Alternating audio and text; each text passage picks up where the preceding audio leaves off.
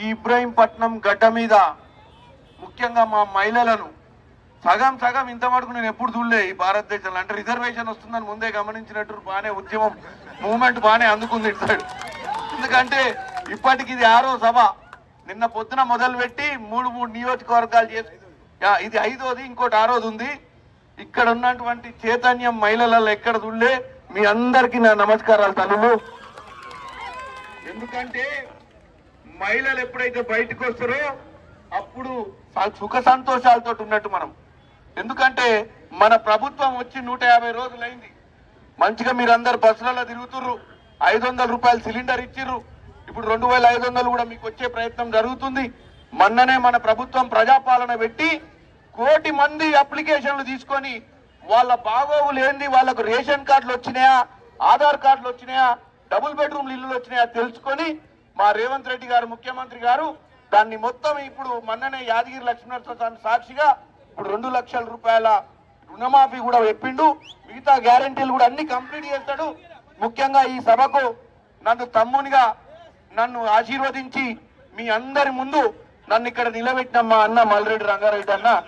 ఎందుకంటే మొన్న మీరు బ్రహ్మాండమైన మెజార్టీతోటి మా అన్నని గెలిపించారు. మా అన్నను బ్రహ్మాండమైన మెజార్టీతోటి గెలిపించారు. ఇప్పుడు మీ తమ్ముని బ్రహ్మాండమైన మెజార్టీతోటి ఇబ్రహీంపట్నంలో అంతకంటే ఎక్కువ అని కాదు, బ్రహ్మాండం అంటే మీకు అర్థమైందిగా. అంటే మొన్న మీరు ఏం లేకుంటేనే కేసీఆర్ ఫామ్ హౌస్ లో వండుకొని విర్రవీగుతుంటేనే గిట్ల దోసిరు. ఇప్పుడు రేవంత్ రెడ్డి గారు మా రాజగోపాల్ అన్నుండిగా, అంటే మీకు రాజగోపాల్ అన్న సుపరిచితుడే కదా. 2009 మొట్టమొదటిసారి భువనగిరి పార్లమెంట్ లో ఎంపీగా పోయి ఢిల్లీలో కూర్చొని ఏం తెచ్చిండు? తెలంగాణ తెచ్చిండు. తెలంగాణ ఎందుకు తెచ్చిండు? మన బంగారు భవిష్యత్తు, నీళ్లు, నిధులు, నియామకాలను తెచ్చిరు. ఏమైంది? కేసీఆర్ వచ్చిండు, మొత్తం 9 కోట్ల రూపాయలు 9 లక్షల కోట్లు మింగిండు. మన బతుకులు ఏమైనా అప్పులపాలైనాయి. మరి ఎవడు బాగుపడ్డా అంటే ఆడ గుజరాత్ లా అంబానీ, అదానీ, వాళ్ళ నాయన, వాళ్ళ తాత, వాళ్ళ మామర్దులు, వాళ్ళ అల్లుళ్ళు తప్ప ఎవ్వడు బాగుపడలేడు. ఏమనంటే గుజరాత్ మోడల్ అంటాడు. మరి మిగతా వాళ్ళంతా పనికిరారా? మళ్ళీ వాళ్ళు వచ్చి కొత్త పిట్ట కథలు చెప్తుండ్రు. ఒక బుర్ర నరసయ్య గౌడ్ మీరు ఆల్రెడీ 2014లో చూసిర్రు. మా అన్నని ఒక్కటే అడుగుతున్నా, మా అన్నని 2009లో చూసిర్రా? తర్వాత మా అన్న ఇంకో అన్న కోమటిరెడ్డి వెంకటరెడ్డి అన్న చూసిర్రా? వీళ్ళు ఏమైనా కులమతాలను పట్టుకొని తిరిగిర్రా? వీళ్ళు ఏమైనా ఎవడి కష్టమున్నా వాడు ఏ కులమైనా ఏ మతమైనా వాళ్ళ నిధులకెళ్ళి కాదు, నా బిడ్డకు చదువులు కావాలి, నా హాస్పిటల్ ఉన్నా అంటే 50,000 లక్ష రూపాయలు అవసరమైతే ఇంట్లోకెళ్ళి తీసుకుపోయి లక్షలు ఇచ్చిర్రు ప్రజలకు. ఎందుకు ఇచ్చిర్రు? ప్రజల మీద ప్రేమ ఉండాలి. ఓట్ల టైంలోనే ప్రజలు కులాలు మతాలు చిచ్చులు పెట్టి ఓట్లు తీసుకోవడం గొప్ప కాదు. ఒక చిత్తశుద్ధితోటి పాలన చేయాలి. కాంగ్రెస్ పార్టీ ఒకే ఒక పార్టీ ఈ రోజు బడుగు బలహీన వర్గాల కోసం పనిచేసేటువంటి పార్టీ. అదే విధంగా నేను చామల కిరణ్ కుమార్ రెడ్డి, నేను మధ్యతరగతి కుటుంబం నుంచి వచ్చిన వాడిని. నేను యువజన కాంగ్రెస్ ఎన్ఎస్వై నుంచి కష్టపడి పనిచేసి ఈ రోజు అవకాశం ఇచ్చింది కాంగ్రెస్ పార్టీ నాకు. మీ అందరి కష్ట సుఖాలు తెలిసిన వ్యక్తిని నేను. మీ లెక్కనే మధ్యతరగతి కుటుంబంలో కార్యకర్తగా కింద నిలబడి ఎన్నో ఏళ్ళు సభలు విని ఈ రోజు కాంగ్రెస్ పార్టీ నాకు అవకాశం ఇచ్చింది. కాబట్టి నేనేం గాల్లెకెళ్ళి ఊడి పల్లె సమస్యలు తెలియనోని కాదు. ఇవాళ మీరు ముఖ్యంగా అన్నని గెలిపించిర్రు. నన్ను గెలిపిస్తే నేను పార్లమెంటుకు పోతా. పార్లమెంట్లో ఏం చేయాలి? 2014లో మనకిస్తా అన్న విభజన హామీలే మన దొర కేసీఆర్ ఫామ్ హౌస్ లో వండుకొని లేవ చేతగాక తెచ్చుకోలే. ఇవాళ 20% ఇస్తే 80% ఈయనకి రెడీగా ఉంది సెంట్రల్ గవర్నమెంట్. కానీ 20% కూడా దీంట్లో పెట్టకుండా ఏడబెట్టిండు. 20% కమిషన్లు వస్తాయని కాళేశ్వరంలో పెట్టిండు. చిత్తశుద్ధి ఉండి 1,50,000 కోట్లు పెట్టి కాళేశ్వరం కట్టి కాళేశ్వరం పిల్లర్లు కూలిపోయినాయి. అదే 1,50,000 కోట్లు పెడితే రోడ్లు భవనాలు అన్ని కట్టి ఇవాళ ఇబ్రహీంపట్నంలో మెయిన్ సమస్య ఏందండి? కూటవేటు దూరంలో ఉంది. ఈ లేఅవుట్లన్నీ వెనకట గ్రామ పంచాయతీ లేఅవుట్లు చేస్తే దాంట్లో డ్రైనేజీలు లేక దాంట్లో సరైన సౌకర్యాలు లేక ప్లాట్లు కొనుక్కొని ఇల్లులు కట్టుకొని ఇబ్బంది పాలవుతారు. మరి వీటన్నిటికీ కారణం ఏంది? ఇక్కడ మంచిరెడ్డి కిషన్ రెడ్డిని మీరు గెలిపించారు, ఏం బీకిండు? ఫామ్ హౌస్ లో వండుకోవడం, భూములు దండుకోవడం, మన సమస్యలు పట్టించుకోకపోవడం, ఇది తప్ప ఇంకేం చేయలే. నేను ఒక్కటే అంటున్నా, ఆయనకే చిత్తశుద్ధి ఉంటే ఇవాళ కేసీఆర్ దగ్గరికి పోయి, అన్నా మాది ఇబ్రహీంపట్నంలో ఒకే సమస్య ఉంది, మాకు రోడ్లు డ్రైనేజీల సమస్య ఉంది, పరిష్కారం చేయమని అడగాలి కదా. అసలు అడుగుదామంటే ఆడ కేసీఆర్ నాకు టైం ఇచ్చేటోడే కాదు. మా రంగన్న చెప్తున్నా, మా రంగన్న రేపు పొద్దున 6ంటికి పోతా అంటే 6ంటికి పోతే రేవంత్ తలుపులు తీసి లోపల కూర్చొని అరగంట ఛాయ్ తాగొస్తాడు. గతంలో మీ మంచిరెడ్డి కిషన్ రెడ్డిని అడుగురి పోయి కేసీఆర్ ఎప్పుడైనా పిలిచి ఛాయ్ తాపించడం లేదా? అపాయింట్మెంటే లేదు. అసలు ఇక్కడ మంచిరెడ్డి ఉన్న విషయాన్ని మర్చిపోయాడు. కానీ మా రేవంత్ అన్న ఇటు రాజన్న అయినా, ఇటు మా మల్రెడ్డి రంగన్నైనా, అటు ఎంకన్నైనా ఎవరికైనా మీరు రోజు చూస్తారు ఇంటికాడ. ఎందుకంటే మీరు చాలా మందికి రేవంత్ అన్న పర్సనల్ గా పరిచయం. పొద్దున 7-8 పోతారు, ఏదైనా సమస్య చెప్పుకుంటారు, ఇమీడియట్ గా పరిష్కారం చేసుకొని వస్తారు. 150 రోజులు అయిందండి. వాళ్ళకి 10 ఏళ్ళు సమయం ఇచ్చిరు మీరు. మేము 150 రోజులు మేము రాగానే ఓ 4-5 లక్షల కోట్లు అప్పు చేసిరు అవలాగాని అనుకున్నాం. తీరాబై సెక్రటేరియట్ తలుపులు తెరిచి బూజు దులిపి కూర్చుంటే ఫైళ్ళని తీస్తే 9 లక్షల కోట్లు అప్పు ఉందా. మరి ఏం చేయాలి చెప్పు? ఇక పారిపోవా? పారిపోలే, ధైర్యంగా నిలబడ్డం. రోజుకు 18 గంటలు పనిచేస్తున్నారు మా మంత్రులు, మా ముఖ్యమంత్రి గారు అందరూ.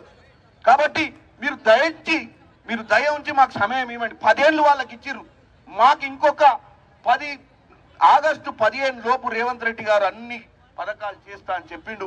దయచేసి మీరు ప్రజల మధ్యానికి మీరు కూడా చెప్పండి. మీరు ఇక్కడ రాని అమ్మలక్కలందరికీ, ముఖ్యంగా అమ్మలక్కలందరినీ ఒకటే చెప్తున్నా, ఇవాళ మన పిల్లల భవిష్యత్ అంతా మన చేతుల్లోనే ఉంది. బీజేపీ అనేది చాలా కుట్రపూరిత పార్టీ. ఇవాళ బీజేపీకి ఓటేస్తే నాకు 400 కావాలంటాడు. దేనికే 400? ప్రజాస్వామ్యాన్ని మారుస్తావా? అంబేద్కర్ రాసిన రాజ్యాంగాన్ని మార్చి కులమతాల మధ్యన చిచ్చు పెట్టి ఈ దేశాన్ని ఏం చేద్దాం అనుకుంటున్నావు? 75 ఏళ్ల వయసు వచ్చింది, లాస్ట్ ఎలక్షన్ కదా అని పక్క దేశంలో ఉన్న పుటిన్ని, అక్కడ ఉన్నటువంటి చైనాలో ఉన్న చైనా తత్వాన్ని చూసి ఈయన కూడా నియంత పాలన చేయాలని ఒక పిచ్చి ఆలోచనకు వచ్చింది. ఈరోజు మీరు జాగ్రత్తగా ఉండాలి. మనం ఉద్యమం చేసి ఆ రోజు ఇండిపెండెన్స్ అదే స్వాతంత్రం ఎట్లా తెచ్చుకున్నామో ఈ రోజు మళ్ళా 13వ తారీఖు మే 13కు చేతి గుర్తుకేసి మన ప్రజాస్వామ్యాన్ని కాపాడుకొని నీ బిడ్డను, నీ తమ్ముడిని చామల కిరణ్ కుమార్ రెడ్డిని గెలిపియండి. నేను డెఫినెట్ గా మీకోసం పార్లమెంట్ లో వెళ్ళి మీ సమస్యలు పరిష్కారం చేస్తా. ఎందుకంటే మా అన్నలు ఇద్దరు ముందు వాగ్దానం చేస్తున్నా. మా అన్నలు గతంలో, మా అన్న కూడా రాజగోపాల్ అన్న, ఇవాళ రాత్రి పగలు మేమిద్దరం కలిసి నాకు టికెట్ వచ్చినప్పటి నుంచి అందరు అనుకురు, ఓహో వీళ్ళిద్దరు కోమటిరెడ్డి బ్రదర్లకు కిరణ్ కుమార్ రెడ్డి అంటే పడదు, ఇక కిరణ్ కుమార్ రెడ్డిని మడత పెడదామనుకునేట్టు వేరే వాళ్ళు. మేమందరము బలగం సినిమాల కుటుంబం లెక్క, బలగం సినిమాల కుటుంబం లెక్క. మాకుంటే ఇంట్లో, బయటికి వస్తే ఒక్కొక్క తాట తీస్తామని చెప్తున్నా. ఇవాళ ఇది 5వ సభ, ఇంకా 40 సభలు ఉన్నాయి బిడ్డ. వాళ్ళందరికీ చెప్తున్నా, పక్క పార్టీ వాళ్లకు ప్రజల మధ్యానికి పోతాం, ప్రజల్ని చైతన్యవంతులు చేస్తాం, ప్రజలను ఆలోపించేస్తాం. మా ముఖ్యమంత్రులు, మా మంత్రులు, మా అన్నలు మేము ప్రజలకు సేవ చేస్తామని తెలియజేస్తూ మరొక్కసారి నాకు ఈ అవకాశం ఇచ్చి నన్ను ఇక్కడ పిలిచిన మా అన్న కృతజ్ఞతలు. ఈ స్టేజ్ మీద ఉన్న జెడ్పీటీసీ మైపాల్ అన్న, ఇక్కడ ఉన్న మున్సిపల్ కౌన్సిల్ చైర్మన్ గారు, మా అన్నలందరూ ఒక్కొక్కరు పేరు అన్న. సారీ, నేను మీటింగ్ తొందరలో ఉన్నాం, వేరే మీటింగ్ ఉంది మరి కూడా. ఒక్కసారి అందరూ చేతి గుర్తుకే, చేతి గుర్తుకే, కాంగ్రెస్ పార్టీ, కాంగ్రెస్ పార్టీ.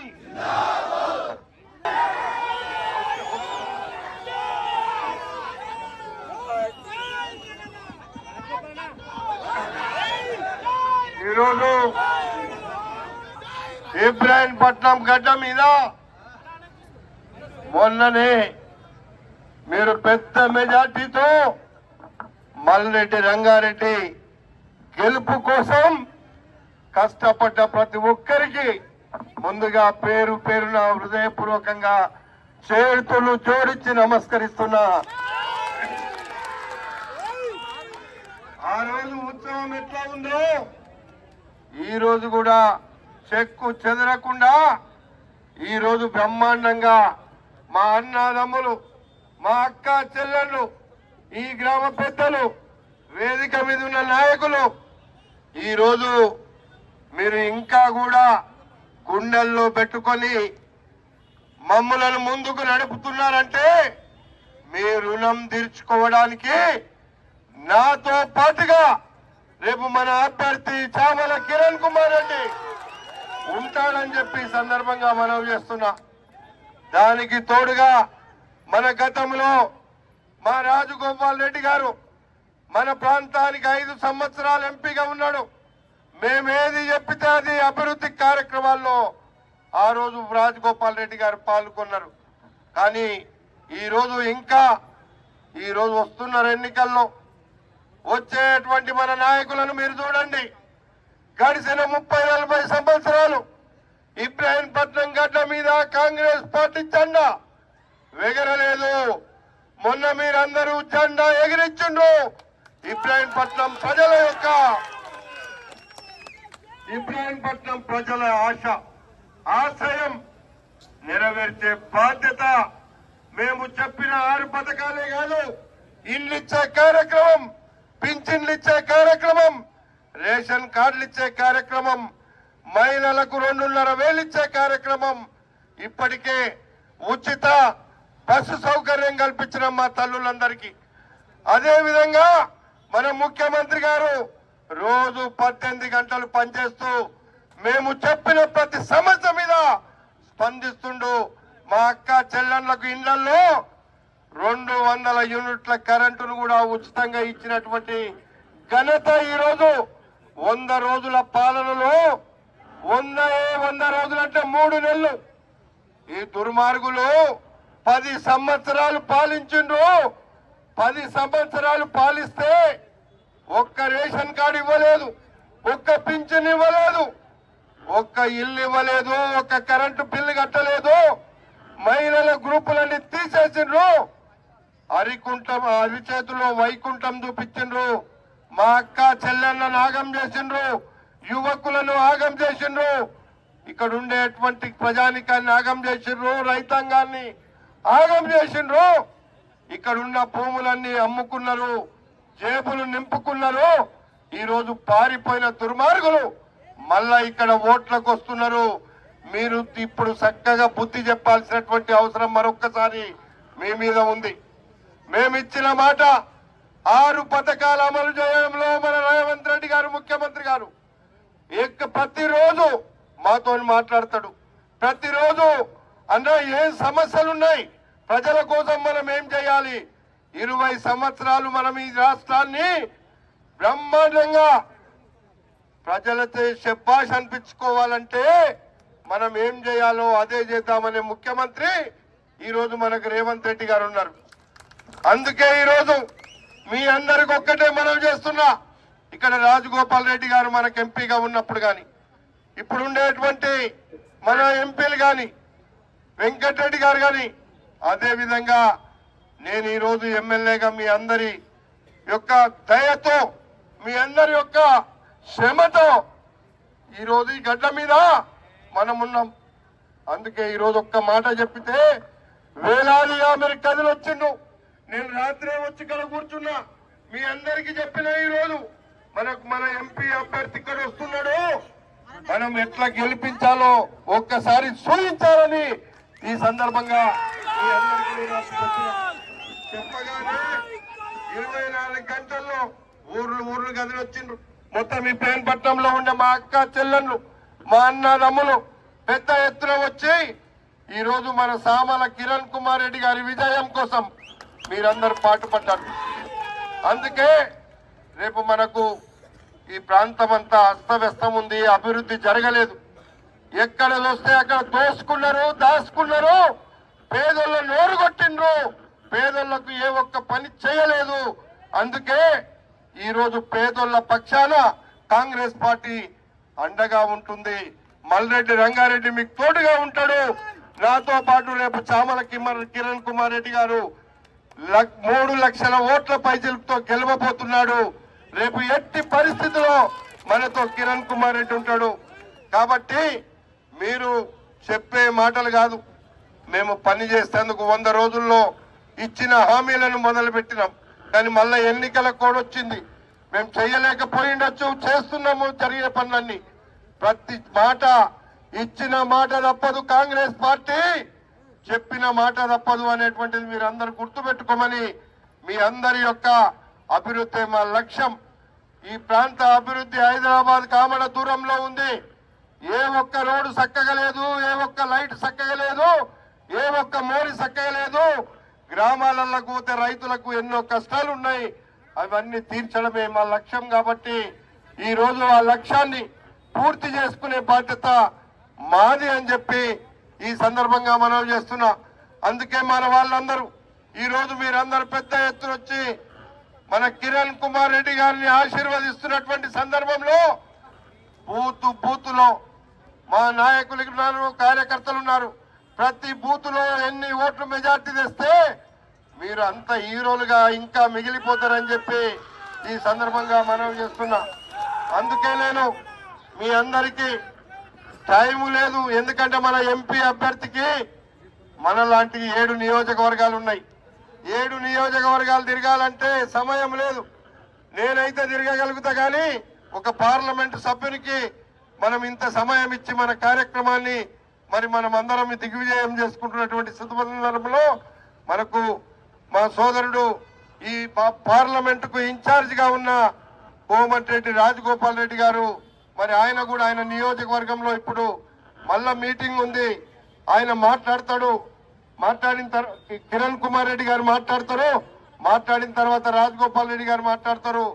ఒక్కసారి అందరూ చేతులెత్తి మొత్తం ఇల్లాలి. చేతి గుర్తుకే చాలా గట్టిగా చెప్పాలి. ఇబ్రాహీంపట్నం అంతా వెళ్ళిపోయాలి. చేతి గుర్తుకే, చేతి గుర్తుకే. మా వెనకాల అక్క చెల్లెళ్ళు చెయ్యి లేపలేరు. చేతి గుర్తుకే, చేతి గుర్తుకే, చేతి గుర్తుకే. మన నాయకుడు రాజగోపాల్ రెడ్డి గారిని మాట్లాడవలసిందిగా కోరుతున్నా. ఈరోజు పార్లమెంట్ ఎన్నికల సందర్భంగా ఇబ్రాహీంపట్నం సెంటర్ లో జరుగుతున్న కార్యక్రమానికి ఇచ్చేసిన అధ్యక్షత వహిస్తున్న మీ అభిమాన నాయకుడు, మా అందరికీ పెద్దన్న రంగన్న గారికి, అదేవిధంగా తమ్ముడు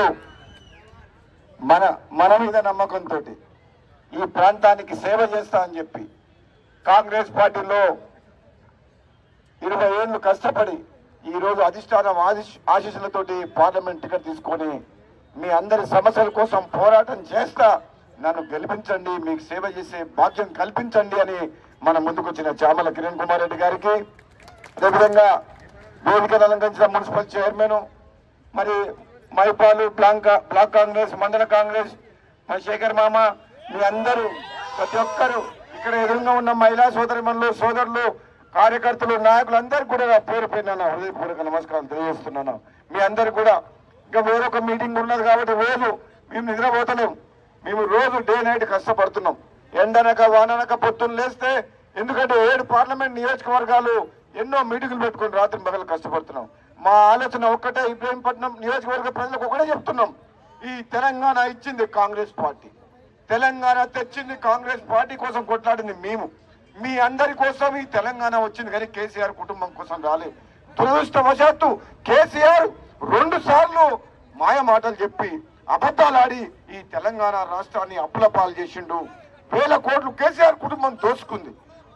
మీ అందరి ఆశీస్సులతోటి ఈనాడు మీరందరూ కూడా మీరు చేసిన తప్పును గ్రహించి కాంగ్రెస్ పార్టీ తెలంగాణ ఇచ్చింది, ఇది పేదల పార్టీ, మీ బతుకులు బాగుపడాలంటే కాంగ్రెస్ పార్టీకే సాధ్యమని చెప్పి ఈరోజు మా అందరిని గెలిపించారు. ఎమ్మెల్యేగా నన్ను, రంగన్నను కూడా గెలిపించారు. సోదరులారా, మీ అందరూ కూడా 2 చేతులు పెట్టి దండం పెడుతున్నా, మీరు తప్పు చేయొద్దు. పార్లమెంట్ ఎన్నికల్లో మన 5 ఏళ్లు కాంగ్రెస్ పార్టీ సుస్థిర ప్రభుత్వం ఉండాలంటే మన పార్లమెంట్ సభ్యుడు చామల కిరణ్ కుమార్ రెడ్డిని గెలిపించాలి. మీరందరూ అనుకుంటున్నారు కేసీఆర్ లాగా అబద్ధాలు ఆడలేదు, కేసీఆర్ లాగా మాయమాటలు చెప్పలేదు.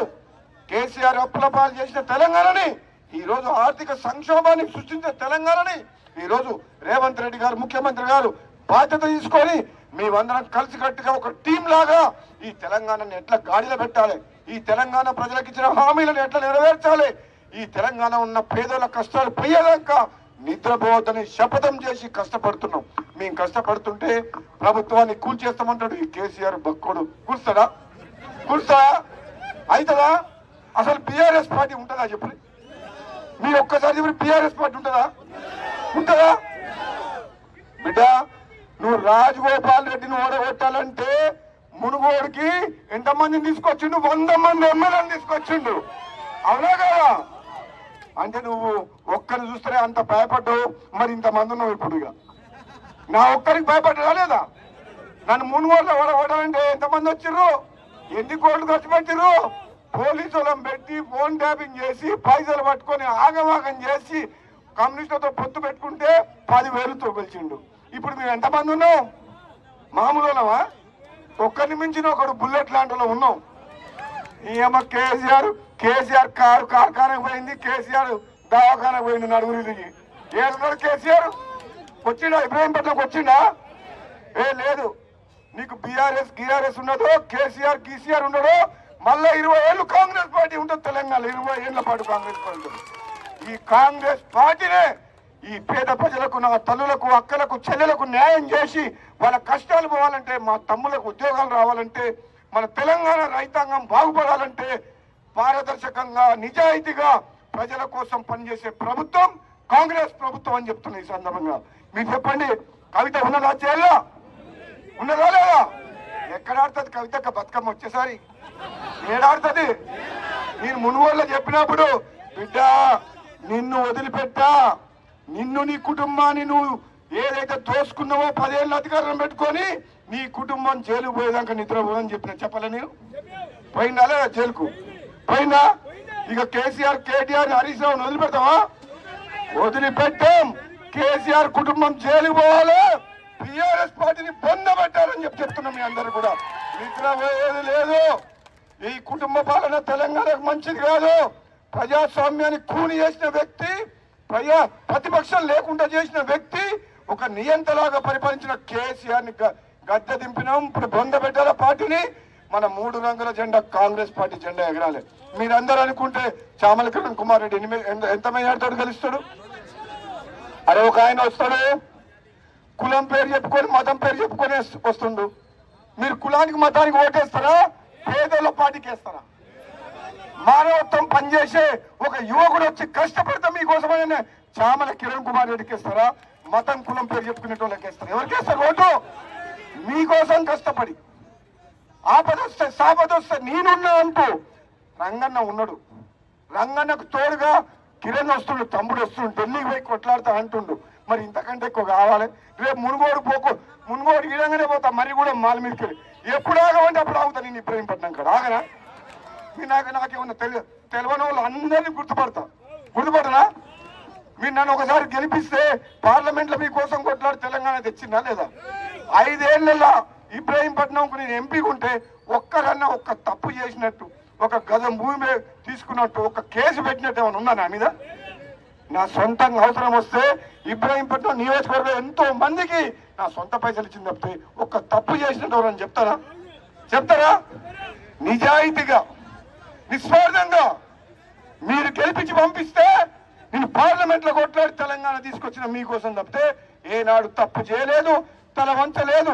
ఈ రోజు నాకు ముఖ్యమంత్రి గారు అన్నారు, కాంగ్రెస్ పార్టీ అధిష్టానం అన్నది, నువ్వు మీ అన్న కష్టపడ్డారు పార్లమెంట్ లో, రంగన్న మేమందరూ కలిసి మీ తమ్ముని గెలిపించాలన్నారు. మనం మాట ఇచ్చినాం, మీరు గెలిపిస్తారా లేదా? మరి నేను మాట ఇచ్చినా, మరి నా మాట నిలబెడతారా లేదా?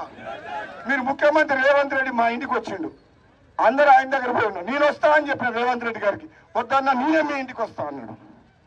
మరి వచ్చినప్పుడు ఆయన ఒక ముఖ్యమంత్రి హోదాలో ఉండి ఇంటికి వచ్చి ఒక మా భువనగిరి పార్లమెంట్ రివ్యూ అందరు ఎమ్మెల్యేలను పిలిచి, రంగన్నని పిలిచి, అందరిని పిలిచి మనల్ని రివ్యూ పెట్టి నిన్ను ఇన్ఛార్జ్గా పెడుతున్నావు, గెలిపించుకొని రావాలి అన్నాడు. అంటే నేను 3 లక్షలకు మెజార్టీతో గెలిపించుకొని వస్తామని చెప్పిన. మరి గెలుస్తారా? అది బుర్ర నర్సయ్య అనుకున్నాడంట పాపం. రాజగోపాల్ రెడ్డి కుటుంబానికి రాలేదు, భార్యకి టికెట్ రాలేదు. ఇంకా చామల కిరణ్ కుమార్ రెడ్డికి వస్తే కోమల్ రెడ్డి బ్రదర్స్ పనిచేయరు. అసలు రాజగోపాల్ రెడ్డి భార్యకు టికెట్ ఇప్పుడు అడగలే, టికెట్ అప్లై చేయలే. మా కుటుంబం ఈ ప్రాంతానికి పరిచయం కాబట్టి ఇక్కడ ప్రజలల్లో కోరుకున్నారు తప్ప మేము ఎప్పుడు కూడా టికెట్ అడగలేదు. తమ్మునికి కావాలని అడిగినాం మేము టికెట్ కావాలని చెప్పేసి. ఆ పేపర్లో టీవీలో ఏం రాసినా కానీ ఆయన సంతోషపడ్డాడంట. టికెట్ రాకపోయేసరికి రాజగోపాల్ రెడ్డి పనిచేయడంట. నేను రాజగోపాల్ రెడ్డి తమ్ముని కోసం నిద్రపోను, గెలిపించి దాకా నిద్రపోను అని చెప్పాను. నేను ఒక క్రమశిక్షణ గల కార్యకర్తగా కాంగ్రెస్ పార్టీ అధిష్టానం నిర్ణయించిన వ్యక్తి చామల కిరణ్ కుమార్ రెడ్డి గెలుపు కోసం ఎటువంటి అరమరికలు లేకుండా, నిద్రపోకుండా మనం గెలిపించేంత వరకు కష్టపడాలి. రాష్ట్రంలో కాంగ్రెస్ పార్టీ సుస్థిర ప్రభుత్వం, ఒక గవర్నమెంట్ గట్టిగా ఉండాలంటే 5 ఏళ్ళు మన ఎంపీలు పార్లమెంట్ ఉంటేనే దెబ్బకి ఎవరైనా దిగొస్తారు.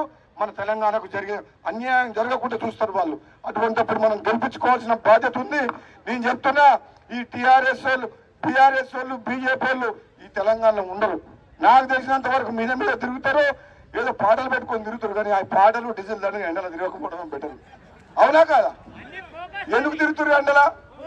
అరే బీఆర్ఎస్ నాకు అడిగిపోతే మా దగ్గర మున్గోళ్ళు అంటారు, క్యామల్ వేసేవారో మాకు తెలియదు అంటారు, పూర నర్సే ఓటు ఒకసారి వేసినామంటారు. ఇక ఏదైనా కాంగ్రెస్ పార్టీని గెలిపిస్తామంటారు. ఎవరిని అడిగినా కానీ బీఆర్ఎస్ నాయకులందరూ కూడా మన్ను నాకు కడువగప్ప సార్ అంటారు. అరే ఎందుకు నాయన మన మా పార్టీ బతుక సార్ చచ్చిపోయింది నువ్వు కడువగప్ప సార్ అంటారు. ఓరి ఒకరికైతే నేను కప్పనంటే ఆ జైలు కడువ పెట్టుకొని వచ్చిండు కప్పసారి జర అంటుంది. ఇక 4 రోజులు అయితే మనం కడువ కప్పకపోతే వాళ్ళే కాంగ్రెస్ కండువలు కప్పుకునేటట్టున్నారు. ఇక మనం కప్పాల్సిన అవసరం కూడా లేదు. బీఆర్ఎస్ పార్టీ చచ్చిపోయింది, ఇంకా బతకదు అది పార్టీ. బతుకుతుందా? బతుకుతుందా? మహిళలు మీరు బీఆర్ఎస్ పార్టీ బతుకుతుందా? బతకదు. ఇక కేసీఆర్ దిక్కు, కేటీఆర్ దిక్కు, హరీష్ రావు ఆల్రెడీ రాజీనామా చేసిండు. ఏం రాజీనామా చేసిండు రంగన్న? హరీష్ రావు అమరవీల స్తూపం కాడికి పోయి రుణమాఫీ చేయకపోతే నా రాజీనామా ఆపోదించాలని చెప్పి రాజీనామా చేసిండు. బిడ్డ మీ భావన పెద్ద మీ మామకు చెప్పు. మీ మామ ఏం చెప్పిండు? దళితుని ముఖ్యమంత్రి చేయకపోతే తలకాయ నరుక్కుంటున్నాడా లేదా? ఫస్ట్ మీ మామ తలకాయ తీసుకుని రాపో ఫస్ట్ నేను చెప్తావు. ఏమన్నాడు? దళితుని ముఖ్యమంత్రి చేస్తున్నాడా లేదా? మరి ఇచ్చిన మాట నిలబెట్టిండా? చేసిండా? ఏదో పెద్ద మాగాడు ఉరుకులాడుతుంటే రాజీనామా చేస్తా అంట. అన్ని చేస్తాం బిడ్డ, ఒకటి తర్వాత ఒకటి. మీరేం భయపడాల్సిన అవసరం లేదు. తెలంగాణ ప్రజల మీద ప్రేమ కాంగ్రెస్ పార్టీకి ఉన్నది కాబట్టి తెలంగాణ ఇచ్చింది కాబట్టి ఈ తెలంగాణను కాపాడేది, బాగుపరిచేది, అభివృద్ధి చేసేది కూడా కాంగ్రెస్ పార్టీ కాబట్టి మీరందరూ కూడా సోదరులారా మే 13 నాడు ఇబ్రాహీంపట్నంలో హైయెస్ట్ మెజారిటీ రావాలి. మరి చూసుకుంటే మరి మునుగోడుకు వస్తుందా, ఇబ్రాహీంపట్నంకి వస్తుందా? ఎవరికి వస్తుంది? ఇవో చెప్తున్నా, పెట్టు కడుతున్నా, మిమ్మల్ని ఛాలెంజ్ చేస్తున్నా. నీకు చామల కిరణ్ కుమార్ రెడ్డికి ఒకవేళ ఇబ్రాహీంపట్నంలో మునుగోడు కంటే ఎక్కువ మేయర్ తీసుకొస్తే ముఖ్యమంత్రి దగ్గర పోయి నేను కిరణ్ కుమార్ రెడ్డి 200 కోట్లు తీసుకొస్తాం. మీకు 200 కోట్ల రూపాయలు నిధులు తీసుకొస్తాం. ఒకవేళ మునుగోడుకు వస్తే మీకు రావు చెప్తున్నా. మునుగోడులో మెజార్టీ వస్తే మరి ఇక్కడ ఛాలెంజ్ కడుతురా, పెట్టి కడుతురా. ఇబ్రాహీంపట్నం నియోజకవర్గంలో మరి ఎంత మెజార్టీ తీసుకొస్తే మీ ప్రాంతం అభివృద్ధి చెందని చెప్పి తెలియజేస్తూ ఒక్కసారి చేయలేదు. అందరూ జై కాంగ్రెస్.